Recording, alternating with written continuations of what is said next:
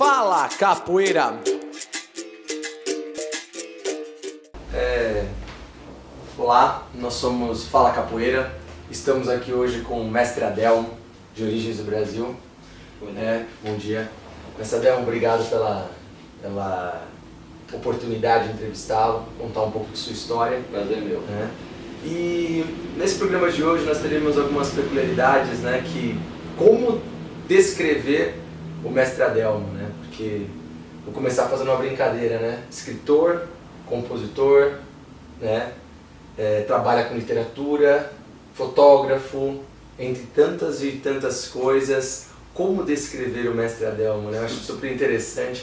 Quando eu fui falar contei para algumas pessoas que eu entrevistava, as pessoas ficaram, tem tantas coisas que eu quero perguntar para o Mestre Adelmo, Vamos desenvolver essas perguntas, Vamos dissecar o Mestre Adelmo. Então, antes de qualquer coisa, gostaria de perguntar para você, Mestre Adelmo, conta um pouco de sua história, sua origem, aproveitando a fazer um paralelo sobre origens do Brasil, Sim, qual a sua origem? O senhor é de São Paulo? Qual o estado do Brasil, senhor? eu sou natural de Brasília. Minha geração, meus pais são de Maranhão. Minha mãe, 6 meses grávida de mim, veio para Brasília, onde eu nasci. O primeiro da minha família que nasceu no capital do Brasil fui eu. Você? Isso. Bacana. Pergunta, qual o seu primeiro contato com a capoeira? Quando foi seu primeiro contato com a capoeira? Bem, eu tinha 12 anos de idade e eu jogava muita bola na rua, Em Brasília tem muita opção de lazer, então a bola era o maior lazer da criançada. E tinha um amigo meu, Gilbert, que ele era da base infanto-juvenil do Brasil Futebol Clube. E o pai dele adorava capoeira, e na época ele tinha morrido o pai dele. E o Gilbert ficou muito triste, eles andavam muito junto. E por causa do pai dele, o Gilbert queria fazer capoeira. Ele me chamou. Aí eu fui. Aí foi nesse momento que eu cheguei lá de academia e conheci o meu mestre, o Barto. Qual ano isso? 1978, no Guará, em Brasília. Só aproveitando esse comentário para não esquecer, uma relação com o Edilson Guará? Por causa disso? Porque ele é do Guará também. Ah, entendi. Meu aluno começou lá no Guará. Pra ter essa noção. Com Barto, isso 1978. Isso. Certo. Como que se deu esse seu processo de capoeira na época? Como que funciona a sua estrutura de graduações, por exemplo? Acho importante perguntar isso até. Questão cultural, Questão cultural. Cordas, cordéis, como funciona? Então, fazer só uma pequena introdução. Claro, fica à vontade. Como eu acessei diretamente a capoeira. Então eu tinha muita carência afetiva na minha casa, na minha residência, Meu pai trabalhava muito, é um cara que se dedicava muito à família, mas ele não tinha muito carinho. Até por causa das argúrias da construção de Brasília, ele não pôde dar muita atenção para a família. Deu tudo que a família precisava. E eu tinha muita carência. Quando eu conheci meu mestre, ele me olhou e fez um carinho em mim, no meu rosto. Eu fiquei emocionado com aquilo, sem compreender o que estava acontecendo. Quantos anos você tinha? Tinha 12 anos de idade. 12 anos. E eu até chorei na rua por causa daquilo, sem saber o que estava acontecendo com aquilo. E foi o primeiro carinho que eu recebi. Então eu fiquei indo lá várias vezes só para observar ele, rindo, que ele brincava muito, era muito brincalhão, sabe? Adorava ver aquela cena dele. Até que um dia ele me fragou, e eu observando ele me chamou se eu queria fazer capoeira. Eu falei, quero. Eu não queria fazer capoeira, eu queria ver meu mestre, eu queria ver ele, Aí eu acabei entrando na capoeira e me apaixonei profundamente até hoje. Nossa, que fantástica essa sua referência da questão. É uma referência paterna, Sim. Uma referência de carinho, de respeito, de humanidade, que eu acho que é a princípio de tudo humanidade. E essa questão, por exemplo, isso é 1978. 78, com 12 anos, você tinha 12 anos de idade. Essa sua influência, por exemplo, com o mestre Barto, ela se dá... você tem outras referências em Brasília? Você permanece em Brasília há algum tempo? Ou rapidamente você vem para São Paulo? Você vem para São Paulo bem depois? Não, muito tempo depois. Eu construí a minha carreira de capoeira em Brasília. Formatura. Fala para mim da sua formatura. Ou se esse processo teu até a sua formatura. Formatura de mestre? Não, de professor. Professor. Então eu iniciei e eu agreguei vários amigos, mestres antigos, porque eu tive muita sorte. Na capoeira eu tive berço, eu tive muita sorte. Essa compreensão só surgiu muitos anos depois, Há pouco tempo atrás que eu fui fazer uma revisão na minha vida como capoeirista, eu tinha acesso direto ao mestre Pomo de Ouro, formado no mestre Bimba, ao mestre Cláudio Danadinho, formado no mestre Bimba, que é o mestre do Peixinho da Senzala. Eu tinha acesso ao mestre Quisito, mestre Zulu, que foi um dos maiores ícones da capoeira intelectualizada, de trabalho da grande roda de capoeira. Foram anos de grande roda, trazendo pessoas do Brasil inteirinho, sem nenhum patrocínio, sem apoio nenhum. Totalmente com as próprias pernas, com a própria força. Exatamente. E botava assim 2.000 pessoas no ginásio, de vários estados do Brasil. Tive contato com o mestre Tigre, que é padrinho do meu filho, frequentava a minha casa, eu frequentava a casa dele.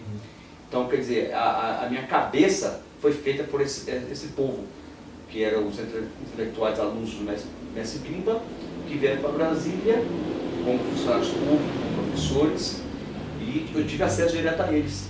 E a minha vida de infância, depois de 12 anos, eu parei de jogar bola e soltar pipa. Eu ficava com eles no final de semana, e eu era um moleque que levava cerveja, eu pegava, pega uma cerveja na geladeira lá, pegava para eles, ficava observando eles, ouvir. Eu não tinha noção do que estava acontecendo aquilo comigo, eu não tinha nenhuma perspectiva, mas eu queria estar ali.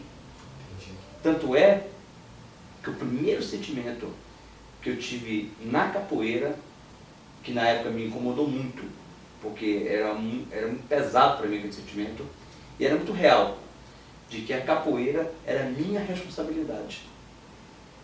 E era muito pesado aquilo, então eu começava a podar toda a minha vida, a pesar toda a minha vida, como criança ainda, preocupado com os mestres e com a capoeira por causa desse sentimento.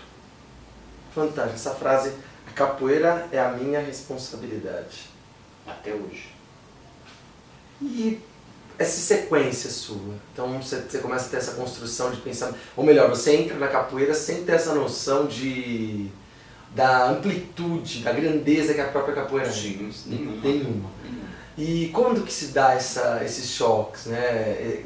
Antes ou depois da formatura, né? Eu não sei qual que é, porque eu pergunto, acho que é sempre importante fazer essas perguntas, a importância da titulação em cada grupo, né? Tem grupos que não dão uma certa importância à titulação, tem outros que dão, né? Então a grande pergunta que faço a você é como que se dá essa sua construção enquanto capoeirista no âmbito de título, né? Por exemplo, o ano que você se forma, né? E quando você abre a sua primeira academia? Perfeito. Conta um pouco pra gente. Então, a gente precisa remontar a um pouco do grupo Senzala. Correto. Porque o próprio mestre Tabosa, que também é uma das minhas referências, ele criou o sistema de graduação que o grupo Senzala também estava usando no Rio de Janeiro. Isso na década de 60. O mestre Tabosa, sistematizando toda essa graduação, influenciou todos os grupos de Brasília a terem essa graduação, como a corda vermelha, a corda principal. Então, todos os grupos influenciados por isso, e os alunos também querendo galgar graduações, o Bartos também usava esse tipo de graduação, que na época era referência dos orixás. Correto. Cada cor de graduação era um orixá específico. De Iemanjá até Oxalá, que era a branca última, né? Mas a vermelha era a corda forte mesmo. Explica por favor essa questão, eu acho importante essa discussão. A vermelha é a corda forte, porém existe a branca na sequência. Isso, que seria que veio com o tempo depois, né? Um tempo depois dessa sistematização, porque o Senzala botou a vermelha como corda máxima. Ok. Que na verdade não é corda de mestre, é corda de formado. Ok. Se tornar mestre ia caber a cada um pessoalmente seu desempenho. Então aí eu galguei as graduações uma a uma, e na minha formatura de professor eu fui reprovado na porta do SESC. Eu basta fazer os exames, a gente subia para o SESC Taguatinga e fazia lá, tinha 300 alunos só graduados, e fazia um exame lá, fazia algumas perguntas, e o básico mesmo do exame era a roda, né? Nessa época, quando eu fui acessar o exame de capoeira, o Bartos parou na porta do SESC, quase na rua, recebendo um por um. Aquela filha enorme, apertando a mão de cada um. E já que era um exame, todo mundo preparado para o exame, aí apertou minha mão assim, até hoje. Adel, você está doente? Eu, não, mas estou bem, por quê? Então você não precisa fazer exame não. Me reprovou na rua. Eu fiquei assim, péssimo. Mas não fui embora, fui lá, toquei de roupa, chorei no banheiro, e com raiva, né? Poxa, líder, eu nem conseguia, nem deixou eu provar o que eu podia fazer e tudo mais, aquela coisa todinha. Estamos se preparando para o exame, preparando meses, né, de treinamento. E a ansiedade mesmo, daquela ansiedade. Ele me implodiu, na verdade. E o pessoal, não, fica aí, vai pra roda, meu. Aí eu fui lá de cara fechado assim, né, com raiva. Aí na roda eu joguei todo mundo, joguei muito, sabe? Porque você botou pra fora. Eu queria. Tava com raiva, tava com vontade de me mostrar ali. E quando acabou a roda assim, eu bato melhor assim, esse curso assim tá aprovado. Na verdade era um teste que ele ia fazer pra mim. Uma provocação, uma provocação, toda uma criação. Isso. Vamos ver se eu apertando ali, ele exatamente. Né? Eu acho que não estava dando o suficiente de mim, eu treinava bastante, mas acho que não estava dando o suficiente. E ele percebeu isso? Ele percebeu e deu aquele yup para eu, tipo assim, acorda. Aí eu peguei corda de professor um mês depois, lá no Sesc Taguatinga. Que ano foi isso? 1985. Como que se dá essa formatura do grupo de vocês? É tradicional como os outros grupos, né? Tem alguma peculiaridade ou não? Não tem nenhuma. A única peculiaridade lá é porque tinha a capoeira não é tão expansiva quanto hoje, mas tinha muitos mestres na época, que foi quando o mestre Cal pegou o código de professor de mestre, né? Código de Brasília. E eu peguei a corda antes dele, de professor, depois no final fechou com ele pegando a corda de mestre. E assim, tinha que jogar com 20 mestres, um monte de professor, um monte de gente. E era ideia de resistência. E joga muito. E não é como hoje. A capoeira naquela época lá é muito combativa, né? Então era muito contundente, tinha muito contato mesmo. Era pouco floreio, uma objetividade mesmo, chute mesmo, como é que é?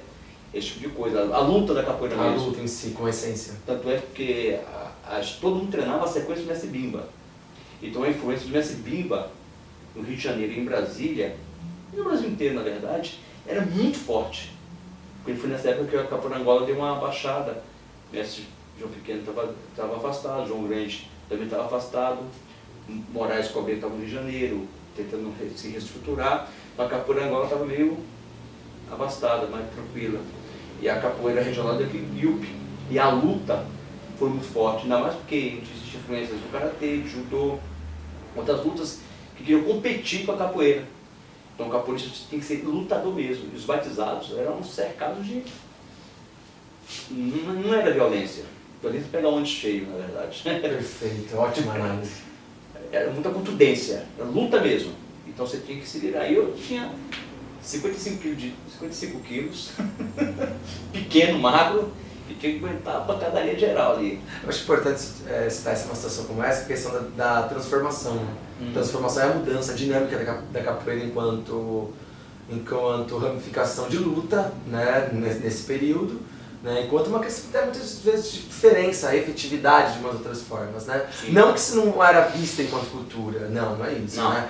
Uma cultura como esporte, mas ela tinha um outro lado, tanto que era muito interessante, na entrevista com o mestre Mané, né, o resgate das fotos dele, raramente viam as crianças. Raramente. Raramente você vê crianças na capoeira. Então mudou, né? Inclusive teu foco, nós vamos falar no próximo bloco, né? Teu foco é a questão do trabalho infantil e tudo mais. Né? Mas, então pra gente concluir esse primeiro bloco, mestre, essa sequência que se dá, né? Se forma e depois abre sua academia, abre seu grupo, mantém o nome ainda? Sim, na verdade eu como instrutor, eu já dava aula junto com o meu mestre. Correto. A associação sou muito pequena. E dava aula em vários locais, e nesse específico dava na QE 32 do Guará 2, em Brasília. E eu tinha muito desejo, aquele desejo, aquele sentimento de responsabilidade, me impulsionou a dar aula. Então eu dando aula junto com o meu mestre, satisfazia muito desses desejos. E apareceu um espaço, que era o CDS, Centro de Desenvolvimento Social em Brasília, no Guará, do lado da delegacia, e o rapaz dava aula de capoeira e saiu, sumiu, parou da aula, não sei o que aconteceu, e ficou vago. E eu fiquei sabendo, alguém me comentou, e eu fui lá ver, precisava de uma pessoa de capoeira. Eu fui pro meu mestre, posso dar aula lá, porque eu quero dar aula de capoeira, eu queria dar aula de capoeira. Não era nem por dinheiro, eu tinha um bom emprego, tinha uma vida tranquila, então eu queria dar aula, eu queria me doar para a capoeira.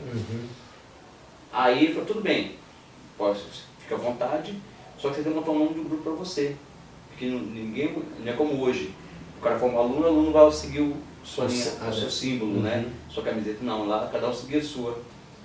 E eu queria usar o nome do meu mestre, só que a tradição era essa, né? Então eu comecei a criar, pensar em vários e criei o Origens. Originalmente o nome é só Origens. O Origens do Brasil ressurgiu em 2000, que a gente reformulou o grupo, né? E preferimos colocar Origens do Brasil Capoeira. Antigamente era só Origens. Aí, em 85, montei o Origens do Brasil, nesse local, no CDS, e fiquei lá até 91. Qual a região de Brasília, para quem é de Brasília? Guará mesmo. Continua, você mantém o mesmo local que continua lá. Não tem mais, a sala de capoeira foi abolida. Certo. Depois de mim, outro rapaz foi dar aula lá também, depois de muitos anos que eu fiquei. E eu tenho passado lá, a sala virou departamento. Certo. Fica exatamente ao lado da 4ª Delegacia de Polícia de Brasília, que é o lado do CDS. Perfeito. Nós vamos encerrar esse primeiro bloco com a entrevista com o mestre Adel, a Origens do Brasil. Até daqui a pouco. Fala, capoeira!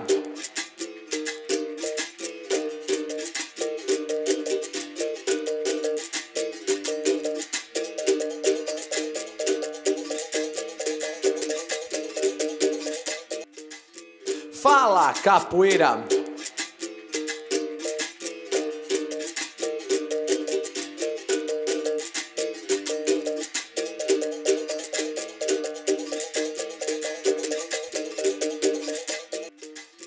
Fala, capoeira!